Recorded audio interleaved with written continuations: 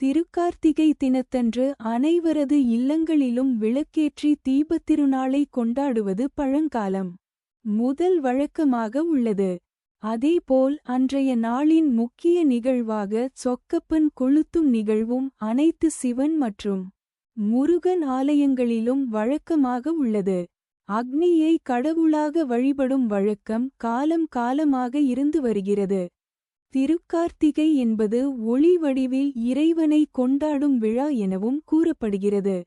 சிவபெருமான் அடிமுடி தெரியா வண்ணம் பிரம்மா மற்றும் விஷ்ணுவிற்கு ஜோதி பிளம்பாக காட்சியளித்தார் என்பதை நினைவூட்டும் விதமாக சொக்கப்பனை கொளுத்துகின்றோம் என புராணங்கள் கூறுகின்றது. பனை மரத்தின் வேர் முதல் நுனி வரை அனைத்து பொருட்களும் மனித வாழ்க்கைக்கு உதவக்கூடியது. பனைமரம் தேவ மரம் என்றும் பூலோக கற்பக விருட்சம் என்றும் அழைக்கப்படுகிறது. அதனால் தான் பல ஆலயங்களிலும் பனைமரம் ஸ்தல விருட்சமாக உள்ளது. மேலும் பனை ஓலை பச்சையாக இருந்தாலும் தீப்பற்றக்கூடியது. பனை மரத்தைப் போல் வாழ்க்கை முழுவதும் பிறருக்கு உதவியாக இருந்தால் இந்த வாழ்க்கையிலேயே சொர்க்கத்தை கண்டு முக்தியை அடைய முடியும் என்பதை உணர்த்தும் விதமாக சொக்கப்பனை அல்லது சொர்க்கப்பனை கொளுத்தப்படுகிறது. சொக்கப்பனை கொளுத்திய பின் கிடைக்கும் சாம்பலை வயல்வெளிகளில் தூவினால் அந்த முறை அமோக விளைச்சல் கிடைக்கும் என்பது ஐதீகமாக உள்ளது.